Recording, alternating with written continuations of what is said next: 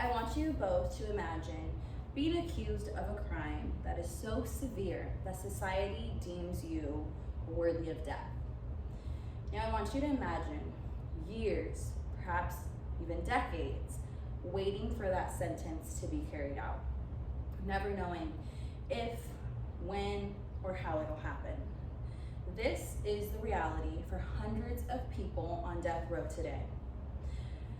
The death penalty, which is one of the most polarizing issues of our time, raises critical questions about justice, morality, and cost. Today, we will dive into this complex subject and examine the death penalty through the lens of California's legal landscape. So in today's discussion, we will explore three key aspects of the death penalty. First, we'll take a close look at California, a state with one of the largest death row populations, and examine the effects of its recent moratorium on capital punishment. Next, we will dive into the financial implications, comparing the cost of pursuing the death penalty versus life imprisonment. Finally, we will address the broader controversy surrounding the issue, including arguments for and against the death penalty, and consider the moral and legal challenges that it presents. And by the end of this speech, you will have a deeper understanding of not just the legal framework, but the complex ethical and economic concerns that surround the death penalty today in California. So let's begin by focusing on California, a state that has one of the largest death row populations in the country. As of recent data, there are hundreds of inmates awaiting execution, including both men and women of various racial backgrounds. This demographic detail highlights the intersection of race and justice, as statistics often show a disproportionate number of racial minorities on death row today.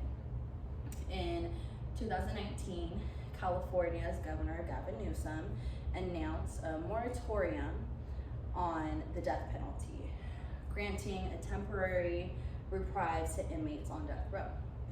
This decision has sparked discussions about whether the state should move towards a complete repeal of capital punishment. The moratorium is seen by some as a step towards more humane and equitable justice, while others argue that it undermines the legal processes and the will of the voters who have upheld the death penalty in past referendums. Now that I have informed you of who is on death row in California and the implications of the state's moratorium, I will proceed by discussing the cost involved with the death penalty today in California. The financial burden of capital punishment is a significant concern, and studies indicate that the cost of pursuing a death penalty case is substantially higher than that of life imprisonment without parole. This includes legal proceedings, extended incarceration periods, and appeal processes which can last for many, many years. The lengthy time that inmates spend on death row only adds to the cost. On the other hand, life imprisonment is often argued to be more cost effective. It eliminates the need for expansion trials and appeals associated with capital cases. Moreover, it allows for the possibility of release in cases where new evidence may exonerate the convicted, although that is pretty rare. Having explored the complexities of who is on death row in California and the financial implications of capital punishment, let's now explain the broader controversy surrounding the death penalty today in California. So the debate over the death penalty is polarized with strong arguments on both sides. Proponents of the death penalty argue that it serves as a deterrent to serious crimes, such as murder, by instilling fear of the ultimate punishment, which is the death penalty.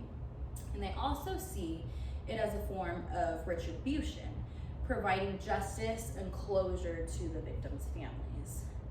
Conversely, opponents argue that there is little evidence to support the claim that the death penalty effectively deters crime. They also highlight the risk of wrongful execution, citing cases where individuals on death row have been exonerated through new evidence or advanced in forensic technology.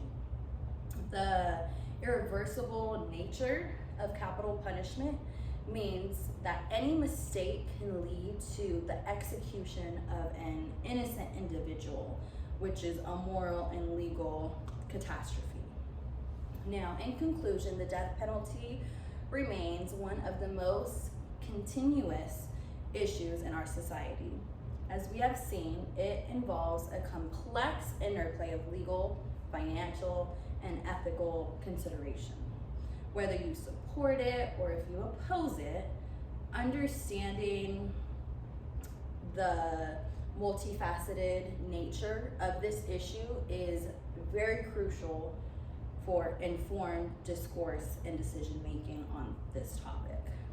Thank you for your attention, and I hope that this speech has provided you with a clearer understanding of the death penalty and its implications.